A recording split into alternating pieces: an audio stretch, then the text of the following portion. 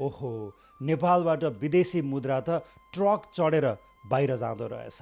25 करोड रुपियाँ बराबरको विदेशी मुद्रा, त्यो पनि ब्याङ्कमा घरमा होइन ट्रकभित्र लुकाएर चाइनातिर जाँदै थियो।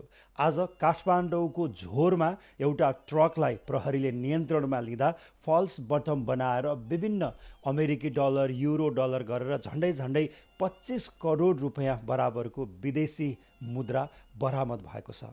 यो ट्रक काठमाडौँबाट रसुवा हुँदै केरुङ हुँदै सीमा पार जाने तयारी थियो भनेर प्रहरीले पत्रकार सम्मेलन गरेर जानकारी दिएको छ।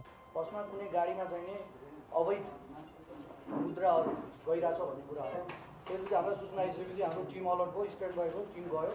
त्यसपछि यो झोरको बाटो हुँदै सामाकोसीबाट झोरको बाटो हुँदै रसुवातिर गइरहेको अवस्था हो। यो पैसा कसको हो थाहा छैन, तर ट्रक चालकलाई भने प्रहरीले नियन्त्रणमा लिएको छ र राजस्व विभागलाई बुझाउने तयारी गरिरहेको छ। यति ठुलो पैसा चाइनातिर किन जान लाग्यो? प्रहरीले सुन किन्नका लागि हुन सक्छ भनेर प्रारम्भिक अनुमान गरेको छ। कारण यो ट्रक चालक पहिला पनि 7 किलो सुनसहित पक्राउ परेका थिए। 5 वर्ष जेल बसेर 2 वर्ष अगाडि मात्र जेल मुक्त भएका थिए। त्यसपछि उनले ट्रक किनेर आफैले चलाइरहेको भनेर प्रहरीले जानकारी दिएको छ र उनको पहिलाको इतिहासको कारणले गर्दाखेरि कतै उनले यो विदेशी मुद्रा चाहिँ चीनतिर सुन किनेर ल्याउनका लागि प्रयोग गर्न लागेको त होइन भनेर प्रहरीले अनुमान गरेको छ। पहिला पनि भरियाकै रूपमा चाहिँ भएर त्यो 7 किलो सुन पकडेको बेलामा जेल सजाय भएको थियो र अहिले पनि उसको प्रिलिमिनरी स्टेटमेन्टमा चाहिँ म चाहिँ भरिएको रूपमा प्रेजेन्स गरिरहेको छ आफूलाई। तर अब पुरानो पनि कहानी र यो पनि कहानी जोडेर हामीले इन्भेस्टिगेसन अगाडि बढाइरहेको छौँ।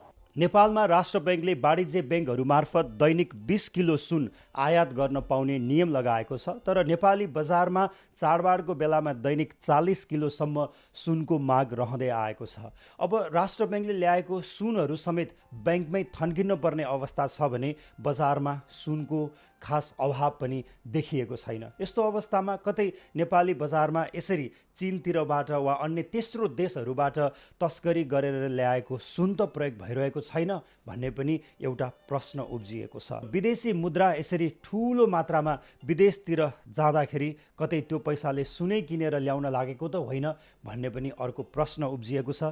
र अर्को कुरा छ सम्पत्ति शुद्धिकरण। खास गरी नेपालमा भ्रष्टाचार गरेर वा विभिन्न अपराध गरेर कमाएका पैसाहरू शुद्धिकरण गर्नका लागि तेस्रो देशतिर लाने पनि एउटा क्रम छ। यो पैसा कतै सम्पत्ति शुद्धिकरणसँग त जोडिएको छैन भन्ने पनि अर्को प्रश्न चिन्ह खडा भएको छ। त्यसैले नेपाल